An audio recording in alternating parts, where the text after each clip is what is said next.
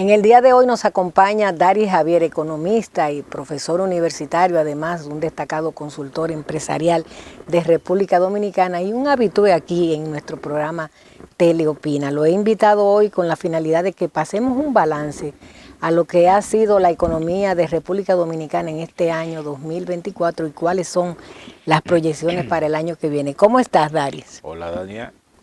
De nuevo agradezco la distinción que siempre me hace para compartir contigo la interpretación de lo que ocurre en nuestro entorno y hacer algunas proyecciones, ¿verdad? Así es, Entonces, con mucho acierto. Ya eso soy como un poco socio de aquí. Así es. Tú sabes que de entrada me gustaría que tú hablaras un poquito de ti mismo, de tu currículum, para que nuestros televidentes tengan una idea de con quién estamos hablando en el día de hoy. ¿Cómo te digo, Dania? Bueno, realmente casi no me gusta mucho como hablar de mí, de mi autoelogio, pero si me pidieras cómo puedo explicarme a sí mismo, lo que te puedo decir que me he esforzado toda la vida por tener una buena formación académica, y cuando avanzaba en los estudios de la carrera de economía me di cuenta que la profesión de economía requería una mayor profundización. Entonces, una vez concluidos los estudios de grado, entonces pasé a los estudios especializados en el área de maestría y a nivel doctoral. Cosa que combino también con que alcancé el grado de Derecho, y también a nivel de maestría en Derecho Constitucional. Es decir, que he combinado esas dos cosas. He tenido la fortuna que Dios me ha permitido de trabajar en el área en que estudié, y también concomitantemente con la docencia universitaria, concentrada básicamente en los últimos tiempos, o en el mayor tiempo de mi desempeño docente, en la Universidad Autónoma de Santo Domingo. Entonces, digamos así resumido, para no hacer pretensiones, que no soy muy dado a eso. Entonces he combinado todas esas cosas y me han ayudado a una superación para mí satisfactoria, desde el punto de vista de que he alcanzado a nivel formativo y laboral lo que siempre perfilé que yo podía hacer, pero sobre todo lo que mi papá y mi mamá querían que yo sea. Y básicamente en ese trayecto creo que tuve un impulso, una motivación, cuando a temprana edad mi papá se murió, bastante joven. Nos dejó a mí y a mis hermanos muy jovencito, y no nos vio a ninguno alcanzar ningún éxito. Quizá esa motivación también me marcó mucho. ¿Y te empujó? Sí, porque me di cuenta que ya no dependía de mi papá, sino que tenía que depender de mí mismo. Qué bien. Imagínate, y mi madre, una héroe, una muchacha joven en ese momento, quedar viuda con 5 hijos, no es tan sencillo. Así es. Bueno, pues aquí está el producto, y ese es el producto que yo quiero presentar a todos mis televidentes en el día de hoy. Entonces, entremos ya, de hecho, en materia. ¿Cómo ve Daris Javier el desempeño de la economía dominicana en este 2024 a punto de terminar? Preocupante. Ya. Muy preocupante, porque cada vez uno ve que el actual gobierno todavía no entiende la situación en que se encuentra, la situación en lo que ellos mismos han llevado al país y sobre todo el entorno en que se encuentra la economía dominicana a nivel internacional con muchos desafíos. Entonces, mirándolo así, uno llega a la conclusión que el gobierno, al no entender en qué carril está metido, yo pienso, Dania, que se puede utilizar una figura en el sentido de que el gobierno perdió la brújula. O sea, el gobierno necesita un GPS para reencontrarse. Sí, así, de manera figurada, wow, pero es la realidad. Y yo te digo eso porque uno ve que el gobierno toma medidas que tú dices, pero ¿cómo es posible que ellos estén pensando de esa forma cuando están mirando un entorno desafiante, cuando están mirando que las aspiraciones de la sociedad dominicana cada día más se ven mermadas, la gente no se siente expresada en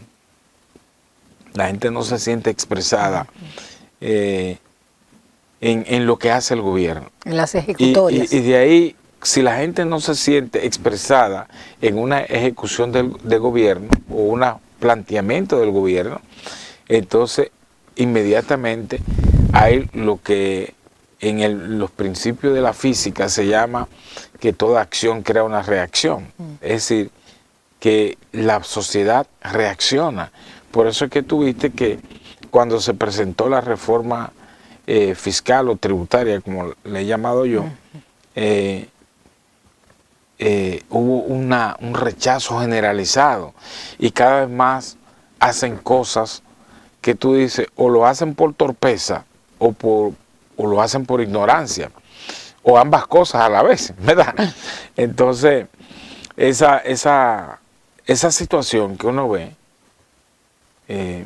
tú dices, pero ¿cuáles son las pretensiones que tiene el gobierno? Por ejemplo, una nota al margen, Dari, cuando estuviste aquí analizando lo que era la reforma fiscal, dijiste en este programa Teleopina que debía ser retirada la reforma fiscal, y hasta yo me asusté cuando estaba sentada aquí. Yo dije, ¿cómo es posible que pueda retirarse una pieza como esta ya introducida en el Congreso? O sea, que tú diste la diana antes de que el presidente decidiera retirarla. ¿Cómo fue eso para ti? Yo me imagino que con ese susto que yo me asusté aquí. Tú pensaste, o Dari se está volviendo loco. Así mismo fue. O está especulando. No, lo que yo pasa, dije, no, eso es un imposible. Sí, lo que pasa es que uno analiza los datos fríos, porque los datos hay que analizarlos fríos, los datos económicos, y tú ves todas las opciones que hay y tú dices, no es posible. No es posible. No es posible que lo pueda hacer por encima. Es más, si eso se hubiese impuesto por encima de la voluntad de la mayoría, en este momento estuviéramos todavía con el horno al diente. En una poblada quizás. Sí. Eso es peligroso, porque las reformas tributarias son peligrosas. Entonces, tú tienes que poner muy claro qué es lo que tú pretendes. Porque es que lo que se planteó, como lo analizamos en ese momento, eran unas cuestiones absurdas. Y entonces, la simbología que tenía el gobierno era de recaudar. Y la gente dice, bueno, recaudo yo, me sacrifico yo, pero ¿qué va hacia la población? Entonces, esos son elementos que permiten a uno hacer juicio, que llegue a esas conclusiones. Encima de ello, uno ve los mismos funcionarios y legisladores del gobierno que parecían como si fuera un meeting a alta voz, pidiendo que sí, que esa reforma es beneficiosa. Y yo digo, pero que lo sacrifica ellos mismos. Entonces, te meten también una reforma constitucional que pasó sin pena, sin gloria. Y para mí, la peor de la reforma constitucional porque ni quien la impulsó ni quien la aprobó entendieron qué estaban haciendo. No la estudiaron. Porque la mayoría de los legisladores que la aprobaron eran nuevos. No es verdad que leyeron la propuesta ni las consecuencias de esa reforma constitucional. Incluso lo que más me llama la atención es que la Constitución decía que el presidente de la República no se podía reelegir jamás, ¿verdad? Podía aspirar por un periodo. Entonces lo vuelven a reiterar y lo exhiben como si fuera un trofeo. No, pero es que la Constitución le dijo a usted que no puede. Ahora, ya reiterado de nuevo a lo que ellos le llaman candado, pues de los candados lo tenían. Ahora, la Constitución quedó a media, porque era la oportunidad de por primera vez cumplir lo que dice el mandato de la Constitución del 2010, de que cualquier reforma a la Constitución debía hacerse por un referéndum. Entonces no hicieron nada. Si se hubiesen decidido por la parte del referéndum, yo te digo, sí es verdad, hay un candado, pero ya ese candado lo tenía puesto. Entonces todas esas cosas así como improvisadas, acertadas, tú dices, te hace la pregunta inmediatamente, ¿hacia dónde ve el país? ¿Hacia dónde tú crees que va el país? ¿Hacia dónde ve el país? Mira, me da miedo. ¿Tú sabes por qué? Porque son 3 años y como 9 meses que le queda al gobierno. Entonces, si bien es cierto que en 3 años y 9 meses tú no puedes alcanzar un progreso para la nación de manera significativa, pero no menos cierto es que en 3 años y 9 meses tú puedes provocar la destrucción del país. Entonces ese es el temor, que el país pueda caer en ese abismo, fruto de que el gobierno no está pensando lo que está haciendo. Todo lo improvisan, todo lo sobredimensionan. Ahora han tomado 2 modalidades. Una es autoelogiarse. Ellos mismos se reconocen como el funcionario del mes. Nunca había visto eso, porque si a ti te dan la responsabilidad de asumir la dirección de una entidad hasta del país, no es para que te reconozcan, sino para que tú muestres resultados. Y resulta que los efectos de una medida se pueden tomar tiempo. Por ejemplo, en educación, lo que hace un gobernante no puede esperar resultados, porque un niño que entre a la escuela, cuando entra un presidente el máximo puede durar 8 años, todavía el niño no sabe leer bien, entonces no puede ver resultados, para ponerte un ejemplo. Entonces comienzan ellos mismos a elogiarse.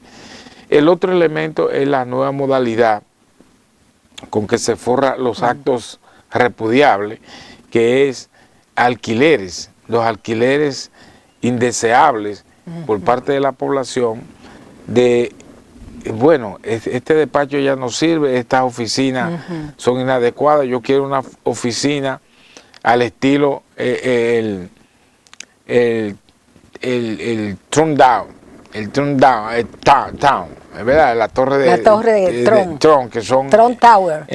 La Trump Tower, que son inmensas. Así entonces, es. En Nueva York. En Nueva York. Entonces, a eso es que se quieren parecer, pero con alquileres. Bien. Y buscan entonces defensores que le hacen cálculo de que es mejor alquilar que tenerlo. Y tú dices, pero si es así, ninguno de nosotros deberíamos comprar casa ni apartamento, porque es mejor alquilarlo. Y es también, en vez de tú tener vehículo, es mejor entonces tener una especie de renta del vehículo o irte a lo que se llama un leasing. Bien. ¿Verdad? Dari, te propongo una pausa para los comerciales, volvemos.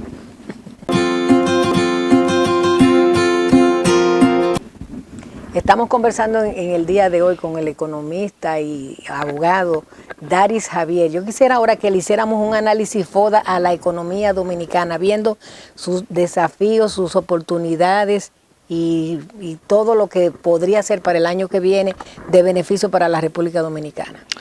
Mira, Dania, el problema es que nos hemos adaptado, o el gobierno ha empujado a acostumbrar al manejo de las cosas públicas con una visión cortoplacista. Yeah.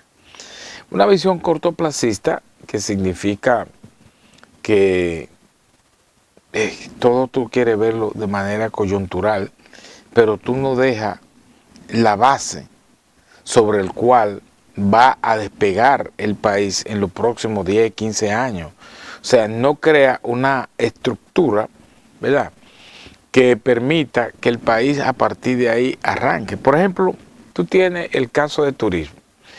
La gente dice, bueno, aquí vinieron muchos turistas, el ministro de Turismo se ha dedicado a contar cuántos turistas vienen todos los meses, y tú dices, bueno, parece que el Ministerio de Turismo le paga avión a los turistas para que vengan aquí al país. Yo nunca había visto al ministerio contar la gente que viene al país. Tú puedes, en un análisis de coyuntura, un informe, cada cierto tiempo, a resaltar lo atractivo que ha sido el país para el turismo. Sin embargo, tú no ves un planteamiento de política turística, ¿verdad? Si el país tiene las condiciones para hacer turismo, entonces plantéate una política de transformación del turismo y de sostenibilidad del turismo, no para contar turistas que llegaron. Yeah. Por ejemplo, en el país, la gente asocia mucho lo que es el turismo a playa, ¿verdad? Sí. Playa, sol, pero hay turismo de diferentes formas, hay turismo de salud. Como lo decía el eslogan, República Dominicana lo tiene todo, no solo playa, sí. Tiene montaña, turismo. Tiene ejemplo, ecoturismo. Yo veo que la ciudad de Santo Domingo es la ciudad más turística que tiene el país. ¿Por qué? En la ciudad de Santo Domingo tú puedes hacer turismo de playa porque tiene a Boca Chica, a Juan Dolio cerca, tiene San Cristóbal cerca, ¿verdad? Digamos, en un turismo integrado, forma parte de la ciudad de Santo Domingo. Pero la ciudad de Santo Domingo tiene monumentos, parte histórica, cultural. Primacías de las Américas. Exacto. Muchos turistas vienen aquí, por ejemplo, pasan por la puerta de la Universidad Autónoma de Santo Domingo, que son hermosas, las puertas de entrada de la universidad, y tuve muchos turistas parándose y tirándose fotos y buscando la historia de la UAS. Pero también lo hacen con el caso de la zona colonial, toda esa zona que está ahí. Turismo de salud, turismo educativo, turismo, digamos, cultural. Entonces, esa es una forma de explotar el turismo de la ciudad de Santo Domingo, porque, por ejemplo, pocas veces tuve turistas chinos en la playa. ¿Por qué? Porque los chinos tienen otra visión del turismo. Se van por la parte cultural, por ejemplo. Por la histórica, la monumental. Exactamente. Entonces, pero también tú tienes a la ciudad de Santo Domingo, donde tiene una inmensidad de hoteles, y esos hoteles se prestan para eventos, por ejemplo, congresos en el área de la salud, congresos en el área de economía, en el área de educación, que se hacen y son más cómodos que tú hacerlo, por ejemplo, en el interior, para no especificar una zona. Sí. Entonces, la ciudad de Santo Domingo tiene esas condiciones, pero también tiene condiciones para promover la política de salud, de turismo de salud, ¿verdad? Gente que viene aquí hay grandes centros médicos y especialistas de la medicina de salud, que pueden también venir. Entonces, el turismo de salud es otra cosa. No, pero el Ministerio de Turismo y el ministro se dedican a contar cuántos turistas vienen por mes aquí, en vez de plantear política turística. Entonces, lo que te quiero decir es que visto de esa manera, el gobierno no deja una base de continuidad, sino cuestiones coyunturales. Que mira que la economía creció tanto, pero el crecimiento de la economía es coyuntural, ¿verdad? Lo que hay que plantearse es la sostenibilidad de ese crecimiento sobre la base de aspirar a una transformación de la economía que se convierta en la base fundamental de plantear el desarrollo económico del país. No, pero nada más nos quedamos en el crecimiento, que si creció 3, que si de un mes a otro, el turismo, la economía creció 3, 4, que se proyecta, pero son cuestiones coyunturales. Entonces vamos a pasar a un planteamiento estructural, porque esa es la que te va a alinear con las exigencias de un desarrollo económico. Eso uno no lo ve. O sea, es como dice la sabiduría popular. El que no sabe para dónde va, llegó donde iba. Así es. ¿Verdad? Entonces, todas esas cosas son las que preocupan y que uno lo está evidenciando ahora en el año 2024, con el agravante de que el gobierno cimentó sus aspiraciones para final de este año y el próximo año en plantearse una reforma fiscal a vida o muerte. Entonces, una vez no ocurre esa reforma, se retira, el gobierno dice ni este año ni el otro habrá reforma. Entonces, no presenta cuál es la otra alternativa. Y esas son parte de las preocupaciones que uno tiene acerca del presente inmediato de la economía y el futuro que nos inexorablemente vamos hacia allá. Entonces, son parte que cualquier analista se detiene a analizarlo y entonces no llega a la conclusión de que ellos llegan, no, estoy progresando, todas las cosas están bien, pero la gente no percibe que está bien. ¿Cuál tú crees que debe ser el plan económico del gobierno comenzando ya el año 2025? Cambio radical. Explícame eso. Cambio radical, el gobierno tiene que desistir de manera obligatoria, el gobierno tiene que desistir con ese paquete de publicidad, porque ese es otro elemento grave que el gobierno ha descansado la promoción de su gestión en el marketing político. Y es verdad, el marketing político te puede ayudar en un momento dado para posicionar, y quizá ellos han logrado una imagen sobre eso. Sin embargo, el propio marketing político, en un momento determinado, te hace quedar mal, porque es insostenible más allá de una temporalidad. Es decir, pasó un año o 2, pero bueno, ya no te puede ayudar. Y entonces comienza la desesperación de la gente. Y por eso es que tú ves que este segundo periodo de gobierno ha comenzado muy mal. No fue que el otro terminó bien, terminó cojeando, pero este ha terminado, digamos, paralizado. Se ven las cosas ya añejas, no hay ideas nuevas, no hay creatividad, innovación, sino anuncios.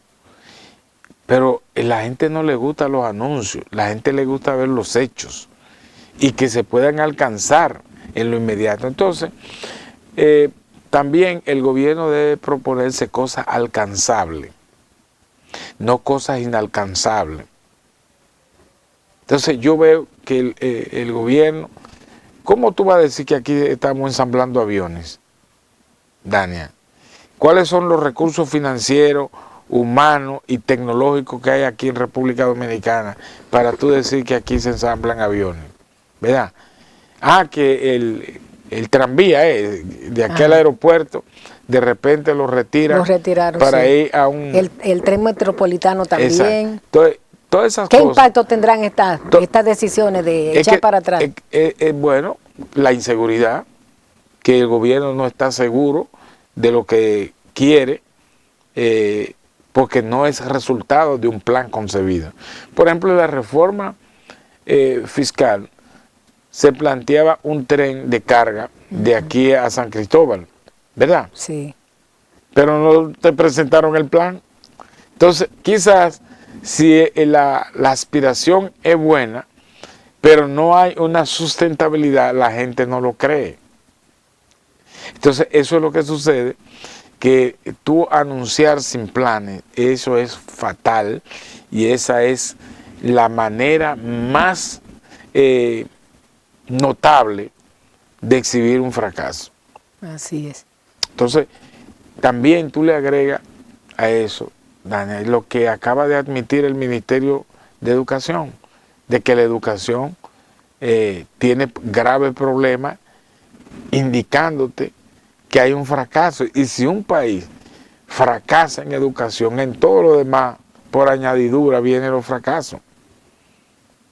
¿Cómo tú vas a decir que el turismo es excelente, que la economía creció, que estamos manejando las cosas bien, cuando tú tienes educación, salud y endeudamiento por el piso?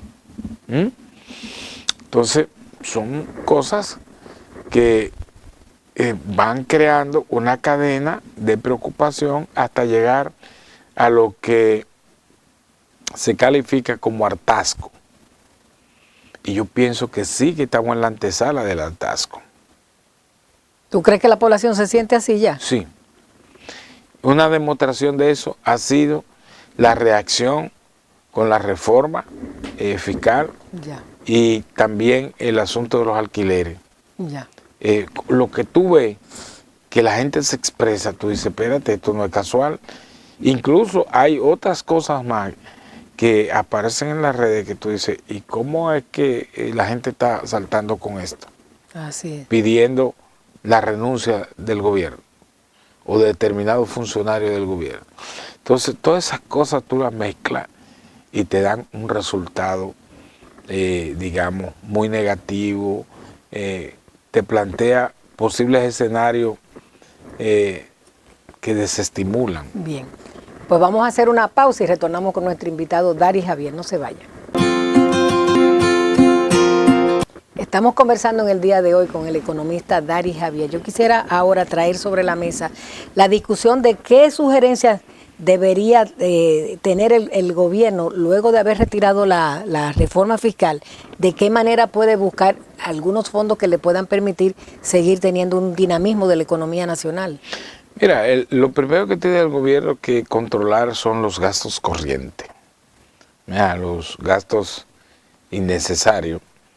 Debe paralizar la campaña grosera de publicidad en las instituciones. Las instituciones no deben tener una publicidad compitiendo con las empresas privadas. Las empresas privadas han sido más inteligentes. Su publicidad la han migrado hacia las redes sociales. Y tú sabes que todo el que es productor de televisión sabe que en esta etapa se ha sufrido muchísimo con la publicidad, que es lo que sustentan estos programas. Entonces, las empresas privadas se fueron a las redes, son racionales con la publicidad que tienen. Sin embargo, el gobierno ha sido más agresivo. Ha sustituido la publicidad privada por la publicidad estatal. Y tú tienes ministros que entonces se convierten en el talento de la publicidad, que uno no sabe si es una publicidad institucional o una publicidad de promover la figura de tal o cual funcionario. Entonces yo pienso que por ahí el gobierno puede ahorrarse mucho dinero, trazarse las obras que son alcanzables. Vuelvo y te reitero, son 3 años y 9 meses que el gobierno tiene para poder concluir lo que se propone. Entonces concentrarse en las obras que puedes exhibir y que puedes alcanzar. Si tú tienes la circunvalación de Baní y tienes la circunvalación del Ámbar de Puerto Plata, cuál de las dos tú priorices, en cuál de las dos tú más avanzado, concéntrate a terminar esa, pero no a despilfarrar recursos, como por ejemplo está el caso de la extensión del metro hacia los Alcarrizos. Tú ves que eso se chupó 4 años y todavía no tiene un resultado exhibible. Entonces, el gobierno en principio comenzó con esa extensión del metro diciendo que le salía más barato que lo que se había hecho. Y entonces planteó una modalidad distinta, que fue la parte aérea, cuando el metro de Santo Domingo es subterráneo. Entonces, la idea es que el gobierno pueda, aunque sea, si el gobierno aspira a tener 5 obras de beneficio social, no se lo plantee, sino concéntrate en 2 y termina esas 2. No es posible, por ejemplo, querer competir con los centros regionales de la UAS pintando, por ejemplo, liceo con el nombre de la UAS. No, en un pueblo y construye una ciudad universitaria como está en San Juan, en Higüey, en Barahona, como está en Santiago, como está en San Francisco de Macorís, en Nagua, como está en Valverde Mao. Es decir, que se correspondan con el entorno de exigencia de la sociedad. Entonces, no te plantees 1000 cuando no va a alcanzar ninguna.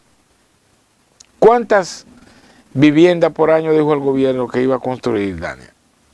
No lo recuerdo el dato así. ¿Verdad? El gobierno dijo que iba a construir más de 1000 viviendas por año y no ha podido construir 300.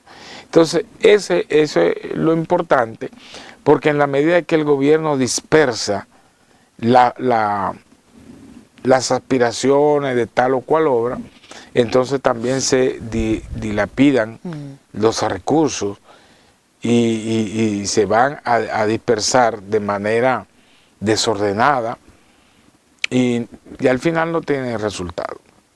Esa es una forma de ahorrar recursos, porque con ello también se frena la carrera galopante del endeudamiento público.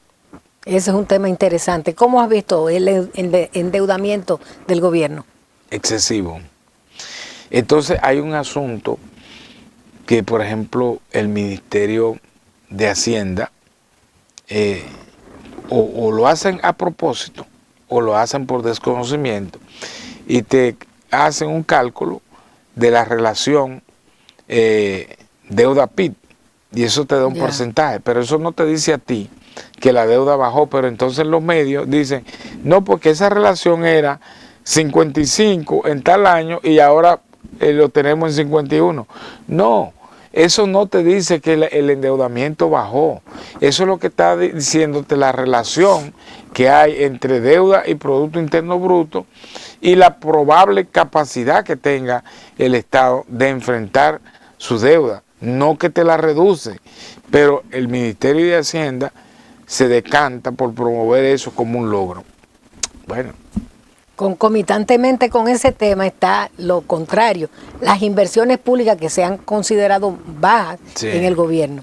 Sí, por eso es lo que te dije, o sea, se han considerado bajas porque el gobierno ha priorizado más el gasto corriente versus el gasto de capital.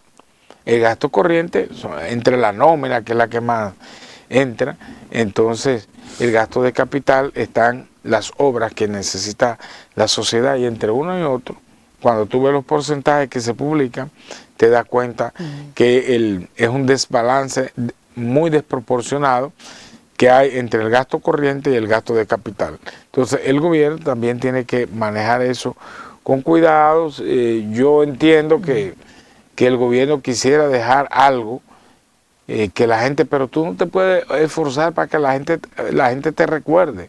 Tú tienes que gobernar con sentido de la historia, con sentido de institucionalidad, y uno no está mirando eso. ¿Qué tú le sugerirías al presidente? Bueno, te hice la primera sugerencia, los gastos corrientes, proponerse obras alcanzables. racionalizar la política de endeudamiento, orientar más al gasto de capital que el gasto corriente, atender la parte de la política social y no utilizar el gabinete social para dilapidar los recursos. Entonces, más bien, fortalecer el sistema de salud y el sistema de educación, que como te dije, el propio Ministerio de Educación admite el fracaso ya. Entonces, los daños en educación tienen un efecto multiplicador de muchos años, pero a su vez denaturaliza la educación del país en el momento donde se ha dedicado más recursos al país. O sea, algo contradictorio. Se luchó en el país por el 4% en educación para mejorar la calidad. Y se creyó que con más recursos era suficiente, pero si tú no tienes un plan en educación, tú no vas a tener buenos resultados. Lo estamos mirando ahí. Entonces, el tema de educación es todavía mucho más delicado, y más ya cuando el propio ministerio admite el fracaso. Dania, eso es para preocuparse. Sí. Y puede provocar una migración masiva de estudiantes de la educación pública hacia la educación privada. Entonces, ¿qué hacemos? Con un 4% en educación, que lo que hay es una reversa en el progreso educativo. Y con el agravante de que las escuelas dominicanas están llenas ahora de niños haitianos. Ese es otro problema. Y entonces lo defienden, los que lo dirigen. Mira, te voy a decir algo, y lo voy a decir al público que nos ve, si nos dan el close-up para decirlo más de frente. Mira, lo peor que le puede ocurrir a una sociedad y al Ministerio de Educación es que quien dirija ese ministerio no cree en la educación. No es que sea educador, no es que sea educador ni nada por el estilo, es que no crea en la educación pública. Ave María. O sea, el peor de los fracasos de educación no es tan solo que hayan tantos haitianos en la educación, es que quien dirige la educación pública no cree en la educación pública. Entonces ahí el fracaso se agudiza mucho más. Yo pienso que cualquier extranjero que acuda a la escuela pública, y en particular los haitianos, lo que deben es pagar la matrícula, porque la educación es gratuita conforme con la Constitución para los dominicanos. Entonces los que no son dominicanos tienen que pagar eso, y entonces resolvemos un problema por ahí. Bien, bueno, con estas palabras vamos a una pausa y retornamos con nuestro invitado. No se vayan.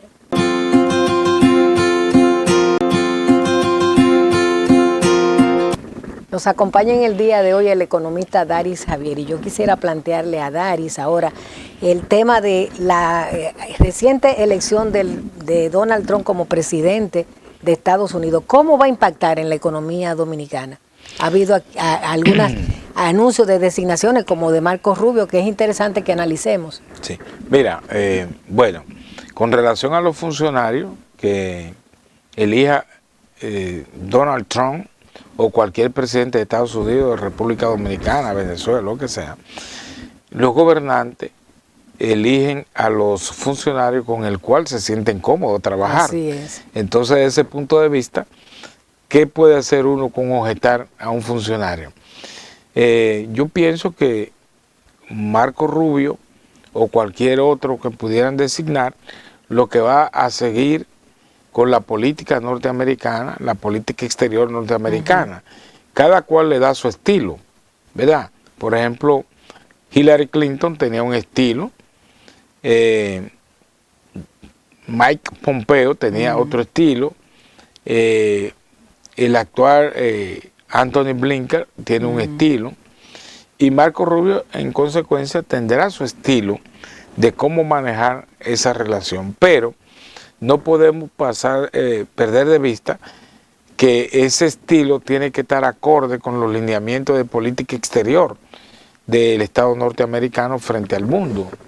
Entonces, de ese punto de vista, digamos, lo que va a existir es una línea de Estado, del Estado norteamericano.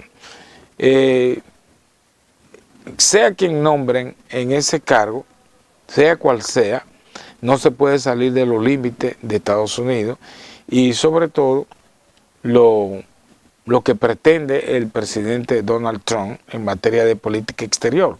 Es lo que entiendo. Y además recuérdate que el propio Trump, a pocas horas de ganar las elecciones, dijo que en su gobierno no va a haber promoción de guerra. Es un elemento importante a considerar, pero además, en esta ocasión, debemos también tomar en cuenta que al presidente Trump nada más es por un periodo, porque la Constitución norteamericana te da 2 periodos. Ya él agotó uno, lo saltó cuando fue derrotado y por eso él volvió a presentarse, porque tenía la brecha, pero para estar en uno. Entonces creo que el presidente Trump buscará reivindicar muchas cosas de lo que fue su primera gestión, corregir otras. Creo que desde la oposición él vio cuáles fueron los errores y aciertos que él manejó al Estado norteamericano y tratará de cuidarse mucho más, porque cada día que pase una hora es un tiempo menos que le daría en eso. Ahora, en cuanto a República Dominicana, yo creo que no va a haber mucha variación, porque el comercio norteamericano, la relación comercial de República Dominicana con Estados Unidos seguirá igual. Ahora, en el ámbito global, si por ejemplo se revive el conflicto comercial entre China y Estados Unidos, eso puede afectar a todas las economías del hemisferio y a la República Dominicana directamente, porque cada vez que se plantea una guerra arancelaria, una guerra comercial, entonces los costos de la materia prima y de los bienes finales saldrán más costosos, porque estas naciones que dependen mucho del comercio internacional, entonces se verían afectados desde el punto de vista de las importaciones, en el sentido que esos bienes saldrían más costosos para la República Dominicana. Pero, vuelvo y reitero, si bien eso es una aspiración del presidente Trump de mantener ese conflicto con China, pienso que lo haría de una forma distinta al periodo anterior, porque él sabe ya nada más que es un periodo de 4 años que tiene que agotar. Y nunca más. Y nunca más. Ahí sí entonces se le aplica el nunca más. Pero Estados Unidos tiene una política de Estado. Cada presidente le da orientaciones. Le da sus pinceladas. Le da su pincelada. En particular, bueno, ya lo que uno ha visto es que Trump tiene una visión distinta con relación a la agenda global y con relación a la parte migratoria, en el cual nosotros vimos que había una especie de acoso a la República Dominicana de permitir la llegada de más nacionales haitianos ilegal y de la acogida de haitianos.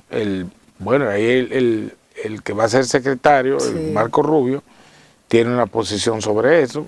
Ojalá entonces la pueda concretizar. Pero Dania, yo creo que el problema de Haití no tiene solución.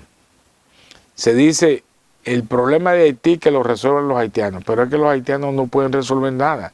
En un espacio de transición al que nombran primer ministro, lo hacen o lo destituyen. Lo destituyen. O sea, no se entienden. Y las bandas haitianas tienen cada vez más poder. Yo pienso que la única solución que hay, que estas grandes naciones del mundo que propugnan por Haití, que no han ayudado a Haití en nada, les sería fácil, si Haití tiene 11 millones de habitantes, les sería fácil que Francia asuma 3 millones ¿verdad? Lo distribuya, ellos sería más fácil porque la comunicación sería más fluida por el idioma, igual que Canadá. Tú sabes que Canadá se habla inglés y francés.